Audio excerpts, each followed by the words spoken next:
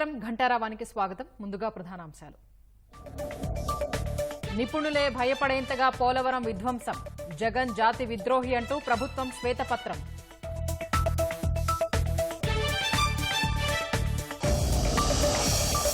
కేంద్రం తోడ్పాటుతో పోలవరాన్ని పట్టాలెక్కిస్తామన్న సీఎం, 5 ఏళ్లలో జగన్ 3,385 కోట్లు దారి మళ్లించారని ధ్వజం.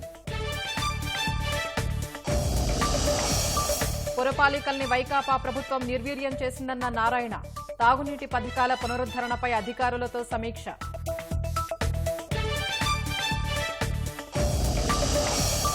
ఎట్టకేలకు తప్పుకుంటున్న వైకాపా భక్త వీసీలు, ఆంధ్ర కృష్ణా వర్సిటీ ఉపకులపతుల రాజీనామా.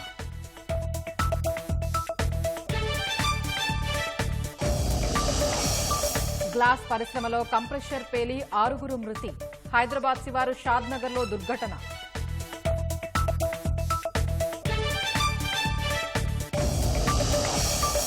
జియో బాటలోనే వినియోగదారులకు ఎయిర్టెల్ షాక్, జూలై 3 నుంచి టారిఫ్లు పెంచుతున్నట్లు ప్రకటన.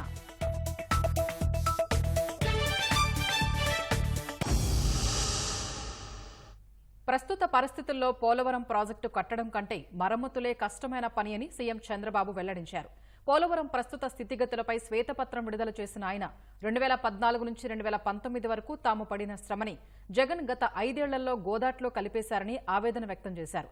కేంద్ర ప్రభుత్వం తోడ్పాటు, నిపుణుల సహకారంతో పోలవరం సవాళ్లను అధిగమిస్తామని తెలిపారు. వైకాపా విధ్వంసంలో రాష్ట్రానికి జరిగిన నష్టాలను ప్రజలకు వివరిస్తామన్న చంద్రబాబు మొదటగా పోలవరంపై శ్వేతపత్రం విడుదల చేశారు. 2014 నుంచి 2019 వరకు జరిగిన పనులను, జగన్ హయాంలో జరిగిన విధ్వంసంపై చంద్రబాబు స్వయంగా పవర్ పాయింట్ ప్రజెంటేషన్ ఇచ్చారు. పోలవరాన్ని జగన్ ధ్వంసం చేయడం జాతికి చేసిన విద్రోహంగా అభివర్ణించారు. కేంద్రం మాటల్ని పెడచెవిన పెట్టి జగన్ రివర్స్ టెండరింగ్ పేరుతో ఏజెన్సీలను మార్చారని చంద్రబాబు గుర్తు చేశారు. వాస్తవ పరిస్థితుల్ని ప్రజల ముందుంచి దుష్ప్రచారాలకు చెక్ పెట్టేందుకే శ్వేతపత్రం విడుదల చేస్తున్నామని తెలిపారు. జగన్ ప్రభుత్వం నిర్వాకం వల్ల పోలవరం ప్రాజెక్టుకు 4 విధాల నష్టం జరిగిందని చంద్రబాబు ధ్వజమెత్తారు.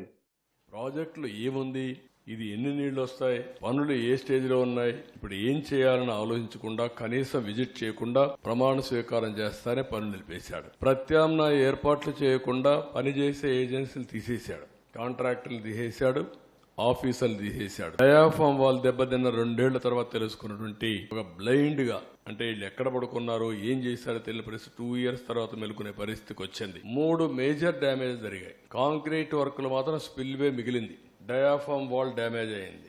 ఇంకొక పక్కన కాఫర్ డ్యాములు up stream, down stream 2 damage అయినాయి. 3వది గైడ్ బెండ్ డ్యామేజ్ అయింది. గ్యాప్ 1 ఏదైతే ఉందో ఈసీఆర్ఎఫ్ డ్యామ్ కు వచ్చేది, అది కూడా 3/4 కొట్టుకోబోయే పరిస్థితికి వచ్చింది. ఇప్పుడు ఎంత డ్యామేజ్ జరిగిందంటే డయాఫామ్ వాల్ 2018లో 436 కోట్లకు పూర్తి చేశాం. ఇప్పుడు డయాఫామ్ వాల్ రిపేర్ల కోసం కొన్ని రింగ్ బండ్లు వేసి అక్కడెక్కడ 3-4 ప్లేసుల్లో 33% రిపేర్లు చేయాలి. దాని ఖర్చు 447 కోట్లు. అది రిపేర్ చేస్తాం. అప్పటికి పర్మనెంట్ గా సొల్యూషన్ వచ్చిందంటే మేము చెప్పలేమంటున్నారు. అది కాకుండా పేర్లల్ గా ఇంకొక కొత్త డయాఫామ్ వాల్ కట్టాలంటే 990 కోట్లు. మళ్లీ 2 సీజన్లు కావాలి. అది కూడా సక్రమంగా చేస్తే 2 లేకపోతే 3-4 సీజన్లు అవుతుంది. అంటే 3-4 సీజన్లు డయాఫామ్ వాల్ కట్టాలి. దానిపైన కాఫర్ డ్యాములు ప్రాబ్లమ్స్ ఉన్నాయి, దానిపైన ఈసీఆర్ఎఫ్ కట్టాలి, ప్రాజెక్టు పూర్తి కావాలి. దానికి కూడా ఇంకొకటి కూడా సీపేజీ అరికట్టడానికి ఖర్చు ఎంత అవుతుందో, సమయం ఎంత అవుతుందో అంచనాలు లేకపోతున్నారు. తెలుగుదేశం హయాంలో పోలవరాన్ని 72% పూర్తి చేస్తే వైకాపా ప్రభుత్వ పాలనలో కేవలం 3.84% పనులే జరిగాయని చంద్రబాబు వెల్లడించారు. కేంద్రం ఇచ్చిన నిధులను జగన్ సర్కారు మళ్లించిందని ధ్వజమెత్తారు. ఖర్చు 11,722 కోట్ల రూపాయలు తెలుగుదేశం పార్టీ హయాంలో. వీళ్లు ఖర్చు పెట్టింది 4,100 కోట్లు. 72% అయితే 3.84% పనులు పూర్తి చేశారు, పెంచారు. కేంద్రం ఇచ్చిన డబ్బులు మేమున్నప్పుడు 4,000 కోట్ల రూపాయలు మనం పెట్టి పనులు చేశాం. ఆ 4,000 కోట్లు రియంబర్స్ చేశారు. అదనంగా అయిందానికి డబ్బులు ఇచ్చారు. ఇచ్చిన డబ్బుల్లో 3,345 కోట్లు వేరేదాన్ని డైవర్ట్ చేసి నిధులు కొరత కూడా ఒకటి తీసుకొచ్చాడు. మళ్ళీ ఎక్కడ పెట్టాడో ఏం తెలియదు కానీ మొత్తం డైవర్ట్.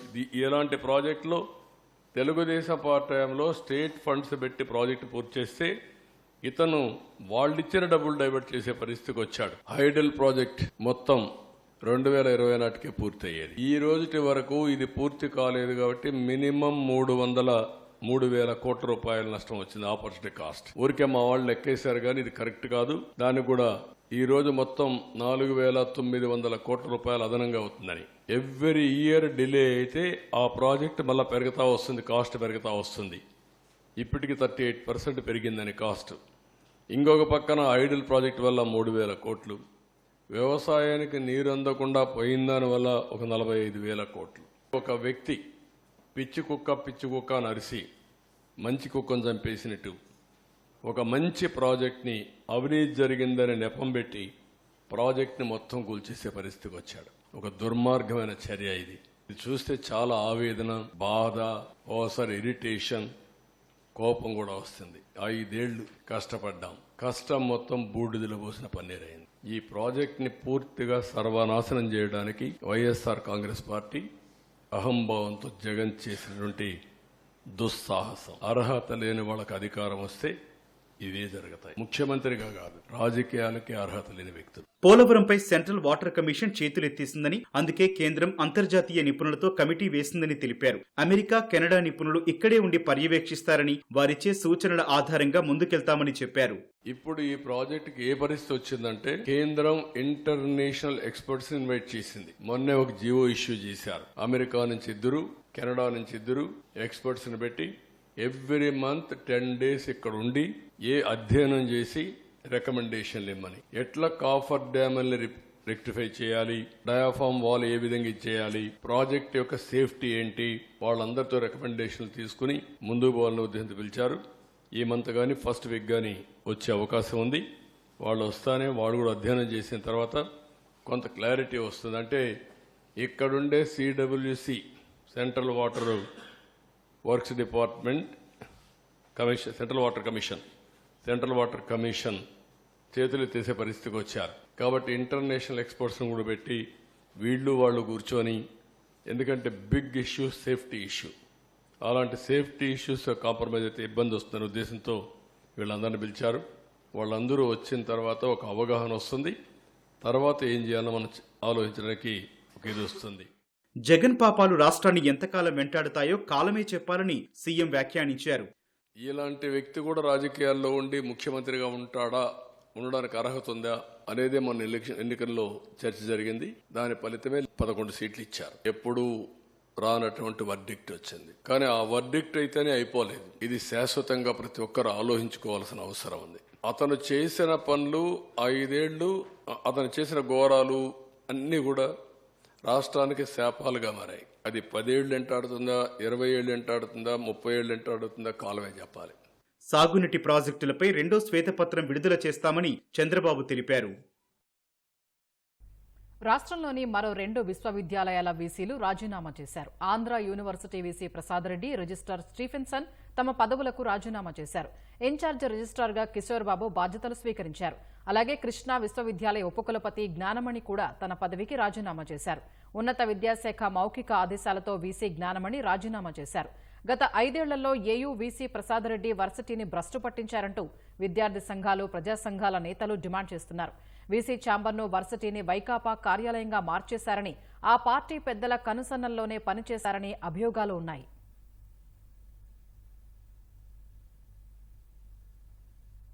హైదరాబాద్ శివారు షాద్ నగర్ పరిశ్రమలో ప్రమాదం జరిగింది. సౌత్ గ్లాస్ పరిశ్రమలో కంప్రెషర్ పేలి 6 కార్మికులు మృతి చెందగా 15 మంది గాయపడ్డారు.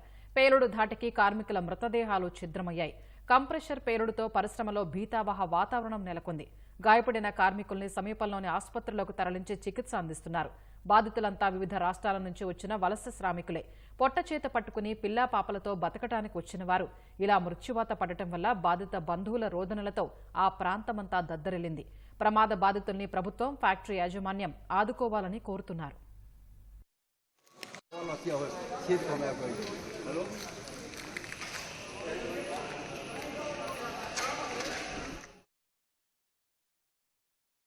ఐదేళ్ల వైకాపా పాలనలో నగరపాలక అభివృద్ది పనులు, సమస్యల్ని పూర్తిగా గాలికుదిలేశారని మంత్రి నారాయణ మండిపడ్డారు. రాష్ట్ర వ్యాప్తంగా నగరపాలక సంస్థల పరిస్థితిపై పురపాలక శాఖ మంత్రి నారాయణ సమీక్ష నిర్వహించారు. ఈ మేరకు సచివాలయంలో నగరపాలక కమిషనర్లతో సమావేశమై చర్చించారు. కార్పొరేషన్ల నిధులు, ప్రస్తుత పరిస్థితిపై ఆరా తీశారు. అలాగే నగరాల్లో సీజనల్ వ్యాధుల వ్యాప్తి, డయేరియాను అదుపు చేయడం, తాగునీటి సరఫరాపైన మాట్లాడారు. సమస్యల నివారణకు పటిష్ట చర్యలు తీసుకోవాలని ఆదేశించారు.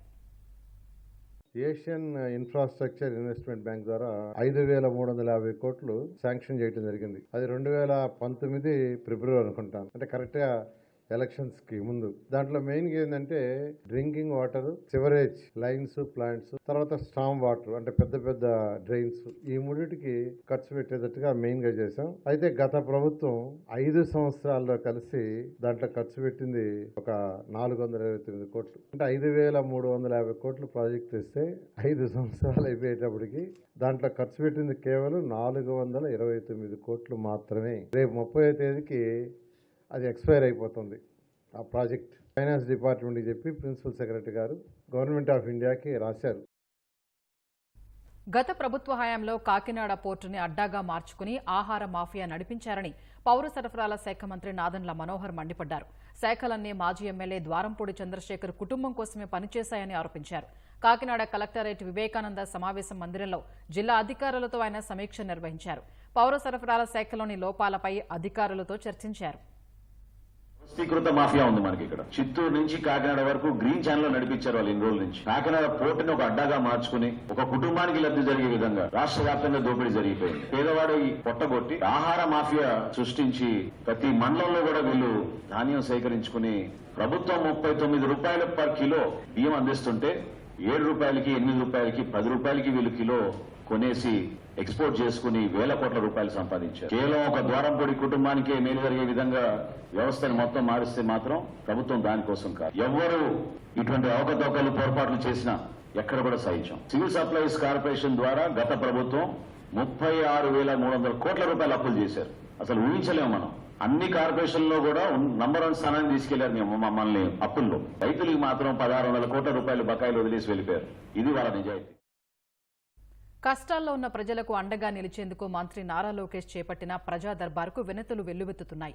సమస్యలు చెప్పుకునేందుకు వివిధ జిల్లాల నుంచి ప్రజలు ఉండవల్లిలోని లోకేష్ నివాసానికి తరలివస్తున్నారు. విశాఖ జిల్లా దువ్వాడలో 4 కోట్ల విలువైన 84 సెంట్ల భూమిని గత వైకాపా ప్రభుత్వ అండతో వెంకటరమణ, రావి సత్యనారాయణ కబ్జా చేశారని, తమకు న్యాయం చేయాలని శ్రీనివాసరావు, తాతారావు లోకేష్ ను కలిసి విజ్ఞప్తి చేశారు. మాజీ మంత్రి గుడివాడ అమర్నాథ్, సిఐబి శ్రీనివాసరావు అండతో ఫోర్జరీ డాక్యుమెంట్లు సృష్టించి భూమిని ఆక్రమించారని వాపోయారు. విద్యుత్ షాక్తో 2 చేతులు కోల్పోయిన తనకు పెన్షన్ మంజూరు చేసి ఆదుకోవాలని ఎర్రబాలెంకు చెందిన రవీంద్ర విజ్ఞప్తి చేశారు. సమస్యల్ని సావధానంగా విన్న యువనేత పరిష్కరిస్తానని భరోసా ఇచ్చారు. సమస్యల్ని సంబంధిత శాఖలకు పంపి సత్వర పరిష్కారానికి చర్యలు తీసుకోవాలని ఆదేశాలు జారీ చేశారు. మళ్లీ 2029లో భారీ మెజారిటీతో పార్టీ అధికారంలోకి రావడమే లక్ష్యంగా పనిచేస్తానని తెలుగుదేశం రాష్ట్ర అధ్యక్షుడు పల్లా శ్రీనివాస్ అన్నారు. కార్యకర్తల సంక్షేమానికి, ప్రభుత్వంతో సమన్వయానికి కృషి చేస్తానని చెప్పారు.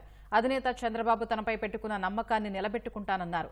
రాజకీయ ప్రేరేపిత కేసులు 3 నెలల్లో తొలగేలా కృషి చేస్తానన్నారు. పార్టీ కేంద్ర కార్యాలయం ఎన్టీఆర్ భవన్లో పూజలు నిర్వహించి రాష్ట్ర అధ్యక్షుడిగా ఆయన బాధ్యతలు స్వీకరించారు. 2024 ఎన్నికల్లో రాష్ట్రంలోనే అత్యధికంగా 95,230 ఓట్ల మెజారిటీతో పల్లా శ్రీనివాస్ ఎమ్మెల్యేగా విజయం సాధించారు. ప్రతిపక్షంలో ఉన్నప్పుడు పార్టీ పురోభివృద్ధికి పాటుపడ్డారు. ఆయన సేవల్ని గుర్తించిన తెలుగుదేశం అధిష్టానం రాష్ట్ర అధ్యక్ష బాధ్యతలు అప్పగించింది. తెదేపా రాష్ట్ర అధ్యక్షుడిగా బాధ్యతలు స్వీకరించిన పల్లా శ్రీనివాస్ కు తెలుగుదేశం అధినేత సీఎం చంద్రబాబు, మంత్రి లోకేష్ శుభాకాంక్షలు తెలిపారు. తెదేపా రాష్ట్ర అధ్యక్షుడిగా పల్లా ఎంపిక బీసీలకు తాము ఇచ్చే ప్రాధాన్యతను తెలియజేస్తోందని మంత్రి లోకేష్ అన్నారు. పల్లా నాయకత్వంలో పార్టీ మరింత బలోపేతం అవుతుందని ఆకాంక్షించారు. పలువురు ఎమ్మెల్యేలు, ఎమ్మెల్సీ అశోక్ బాబు, పార్టీ ముఖ్య నేతలు శుభాకాంక్షలు చెప్పిన వారిలో ఉన్నారు. ప్రధానమైనటువంటి బాధ్యత కార్యకర్తల్ని వారికి సముచిత స్థానం కల్పించి, ముఖ్యంగా నామినేటెడ్ పదవుల ద్వారా ప్రభుత్వంతో భాగస్వామ్యం చేసి ముందుకు తీసుకెళ్లడమే నా ప్రధానమైనటువంటి బాధ్యతగా నేను మీకు ఈ సందర్భంగా తెలియజేస్తున్నా. మేము అనుక్షణం మీతోనే ఉంటాం. మీ భవిష్యత్తు మా బాధ్యతగా మీకు ఈ సందర్భంగా తెలియజేస్తున్నాం. మళ్ళీ రాబోయే 5 సంవత్సరాలను కూడా పార్టీని, ప్రభుత్వాన్ని, నాయకుల్ని సమన్వయం చేసుకుంటూ మళ్ళీ 2029కి మళ్ళీ ఇదే మెజారిటీతో గెలిచేటట్టుగా తీసుకొస్తారని చెప్పేసి ఈ సందర్భంగా తెలియజేస్తున్నాం. తెలంగాణ గవర్నర్ రాధాకృష్ణన్ ముఖ్యమంత్రి చంద్రబాబును కలిశారు. రాష్ట్ర పర్యటనకు వచ్చిన గవర్నర్ను చంద్రబాబు తేనీటి విందుకు ఆహ్వానించారు. ఈ మేరకు ఉండవల్లి నివాసానికి వచ్చిన గవర్నర్ రాధాకృష్ణన్కు శాలువ కప్పి పుష్పగుచ్చమిచ్చి చంద్రబాబు స్వాగతించారు. మంత్రి నారా లోకేష్ కూడా తెలంగాణ గవర్నర్కు ఆహ్వానం పలికారు. మంగళగిరి చేనేత శాలువాతో రాధాకృష్ణన్ను ఆయన సత్కరించారు. ఆ తర్వాత చంద్రబాబు రాధాకృష్ణన్ ముఖాముఖి మాట్లాడుకున్నారు. రాష్ట్ర విభజన సమస్యలు పెండింగ్ అంశాలపై చంద్రబాబు రాధాకృష్ణన్ చర్చించినట్లు తెలిసింది. విజయవాడలో దారుణ హత్యకు పాల్పడిన నిందితుడిని పోలీసులు అరెస్ట్ చేశారు. కుమార్తె జోలికి రావద్దని మందలించిన తండ్రిని నడి రోడ్డుపైన యువకుడు కిరాతకంగా హత్య చేశాడు. యువతి ఎంతగా అడ్డుపడినా కత్తితో నరికేశాడు. విజయవాడ భవానీపురంలోని చెరువు సెంటర్కు చెందిన శ్రీరామచంద్ర ప్రసాద్ బృందావన్ కాలనీలో కిరాణా షాప్ నిర్వహించేవారు. ఆయన కుమార్తె దర్శనికి విద్యాధరపురానికి చెందిన శివమణికంఠకు ఇన్స్టాలో పరిచయం ఏర్పడింది. అది కాస్త ప్రేమగా మారింది. తల్లిదండ్రులు వద్దని చెప్పడంతో శివమణికంఠతో మాట్లాడడం మానేశానని, అది మనసులో ఉంచుకుని మణికంఠ తనను మానసికంగా వేధించాడని దర్శని చెప్తోంది. గతంలో తాము తీసుకున్న వీడియోలు, ఫోటోలు సోషల్ మీడియాలో పెడతానంటూ బెదిరించాడు. విషయం తెలుసుకున్న దర్శని తండ్రి మణికంఠను హెచ్చరించాడు. కొంతకాలం సైలెంట్గా ఉన్న మణికంఠ గురువారం రాత్రి షాప్ మూసేసి ఇంటికి వెళ్తున్న క్రమంలో కాపు కాసి హత్య చేశాడు. బైక్పై వెళ్తున్న తండ్రి కూతుళ్లను ఎదురుగా వెళ్లి బైక్తో ఢీకొట్టాడు. కింద పడిన శ్రీరామచంద్ర ప్రసాద్పై కత్తితో విచక్షణారహితంగా దాడి చేశాడు. అడ్డుకునేందుకు ప్రయత్నించిన దర్శని తలకు గాయమైంది. 9 టైంలో జరిగింది. వచ్చి మేము వెళ్తుంటే గబుక్కన వచ్చేసి గబగబా కొడితే నేను ఆపాను కూడా. ఆపడానికి కూడా వెళ్తే నాకు కూడా దెబ్బలు తగిలాయండి. కలిసి ఇంటికి వెళ్తున్నాం షాప్ కట్టేసి. ఫస్ట్ నుంచి ఇలాగే బెదిరించేవారు. ఇంట్లో చెప్తే నేను మీ నాన్నని చంపేస్తాను ఇలాగే చెప్తే ఇంట్లో చెప్తే వాళ్ళు వెళ్ళి మాట్లాడారు మొత్తం అంతా. వాళ్ళ అమ్మగారు కూడా కాళ్ళు పట్టుకున్నారు, మాదే తప్పండి అని. శ్రీరామచంద్ర ప్రసాద్ వెంటనే ప్రైవేట్ ఆసుపత్రికి తరలించినా అప్పటికే చనిపోయినట్లు వైద్యులు ధృవీకరించారు. నిందితుణ్ణి కఠినంగా శిక్షించాలని మృతుని కుటుంబ సభ్యులు డిమాండ్ చేశారు. ఇట్లాంటి వాడు ఉంటే ఆడపిల్లల పరిస్థితి ఏంటి? ఆ పిల్లని అలా బెదిరించుకుంటూ వచ్చాడు. పోనీ ఆ పిల్లని బెదిరించుకుంటుంటే ఆ పిల్ల మాకు తెలియపరిచి వెళ్ళి శుభ్రంగా చేసుకొని వచ్చాము. పిల్లలు మేము క్షేమంగా ఉన్నాం కదా అనుకున్నాం. వాడు మనసులో ఏం పెట్టుకున్నాడో తెలియదు. ఆయన్ని చంపేశాడు. అలాగా మమ్మల్ని దిక్కులేనోడిని చేసేసాడు. 2 ఆడపిల్లలు నాకు. ఇంట్లో పెద్ద ముసలోళ్ళు 2 పెద్ద ముసలోళ్ళు. మేమందరం కలిసే ఉంటాము. ఇవాళ మా పరిస్థితి ఏంటి? ఇట్లాంటి వాడిని ఏమన్నా చెయ్యండి ప్రభుత్వం కానీ. మా లాంటి వాళ్ళని రక్షించండి. 5-6 నెలలు 7-8 నెలల క్రితం నుంచి నేను చంపేస్తాను మిమ్మల్ని, మీ నాన్నకి నెత్తి మీద జుట్టు కూడా ఉండదు, పలుకు పెట్టి కొడతాను, ఒక దెబ్బకి చచ్చిపోతాడు అని చెప్పని చెప్తున్నాడు అంట. పిల్లకి భయం వేసి వాళ్ళ నాన్నకి చెప్తే వాళ్ళ నాన్నగారు ఆ తెలిసిన ఫ్రెండ్స్ నేను పెద్ద మనుషుల్ని ఎవరినో 2-3 తీసుకొని వెళ్ళి ఆ అబ్బాయి తల్లికి చెప్పారు. చెప్తే ఇంకా మీకు రావండి, మీ జోలికి మేము రావండి, మీ పిల్లలు మీరు చదివించుకోండి, ఇబ్బంది లేకుండా ఉంటుందండి, మా సైడ్ నుంచి అయితే ఇబ్బంది ఉండదని చెప్పని అన్నారు. మా మేనకోడలికి గతి పట్టింది. ఎవరికి గతి రాకుండా చూడండి. ఆ అమ్మాయికి ఇంకో చెల్లెలు ఉంది. నా చెల్లెల్ని మేము అంత మటుకు చూసుకోగలం. మీ దగ్గర న్యాయం జరగాలని కోరుకుంటున్నాం. అయ్యా శివమణికంఠను పోలీసులు అరెస్ట్ చేశారు. పిన్నెల్లి రామకృష్ణారెడ్డి అరెస్టు ప్రజాప్రతినిధులకు ఓ పాఠం కావాలని పల్నాడు ప్రాంత తెలుగుదేశం ఎమ్మెల్యేలు అన్నారు. గత 5 ఏళ్లలో అధికార మండతో విధ్వంస రచన చేసిన పిన్నెల్లికి జైలు శిక్షే సమాధానమని విమర్శించారు. అలాంటి తప్పులు మరో నేత చేయకుండా ప్రభుత్వం కఠినంగా వ్యవహరించాలని కోరారు. పల్నాడు జిల్లాలో 5 ఏళ్లుగా ఎంతో మందిని పొట్టను పెట్టుకున్నారు. మరి జల్లయ్యని కానీ పెదకోటయ్యని కానీ పెదగార్లపాడులో అంకులను చంపడం జరిగింది. అదేవిధంగా పల్నాడు జిల్లాలో దాదాపు 300 మీద మరి హత్యా ప్రయత్నం చేయడం జరిగింది. దాదాపు 3000 కుటుంబాలు పల్నాడు జిల్లాను దాటి ఎక్కడో వలస వెళ్లి నిరాశ్రులుగా మిగిలిపోవడం జరిగింది. కిరాయి గుండాలను అడ్డం పెట్టుకొని, పోలీసు వ్యవస్థను అడ్డం పెట్టుకొని వారి పరిపాలన సాగించారు. అంటే ఈ విధంగా చేసినప్పుడు ప్రజల్లో ఎంత అలజడి ఉంటుందో ఒకసారి ఆలోచన చేయండి.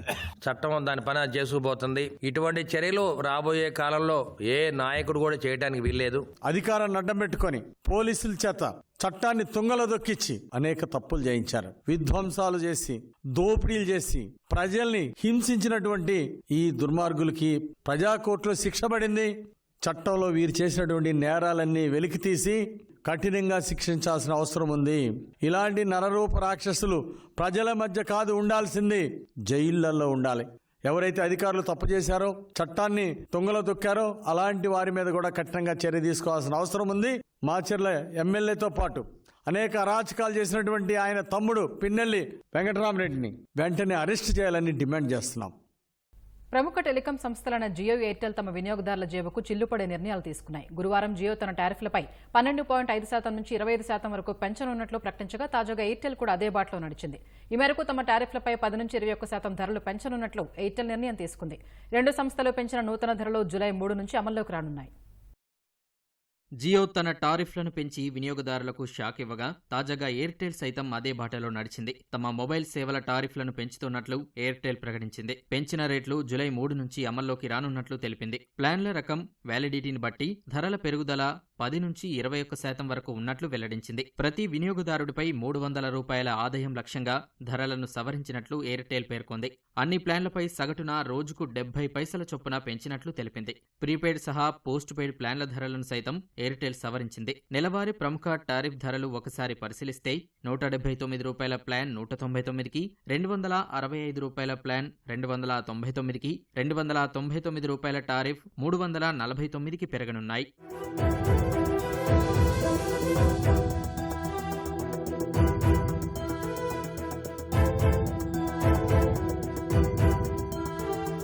ప్రముఖ టెలికాం సంస్థ జియో తమ టారిఫ్లను ఒక్కో ప్లాన్పై 12.5% నుంచి 25% వరకు పెంచనున్నట్లు గురువారం ప్రకటించింది. కొత్త రీఛార్జీ ప్లాన్లను తీసుకొచ్చింది. తమ వినియోగదారులకు మరో షాక్ ఇచ్చిన జియో కొత్త టారిఫ్ల అమలు నుంచి రోజుకి 2GB కంటే ఎక్కువ డేటా ప్లాన్లలో మాత్రమే అపరిమిత 5G డేటా సౌకర్యం ఉంటుందని తెలిపింది. ఈ కొత్త ధరలు జూలై 3 నుంచి అమల్లోకి వస్తాయని చెప్పింది. జియో పెంచిన పలు నెలవారీ ప్లాన్ల వివరాలను పరిశీలిస్తే ఇప్పటి వరకు ₹239గా ఉన్న ప్లాన్ ₹299కు, ₹299 టారిఫ్ ₹349కు చేరాయి.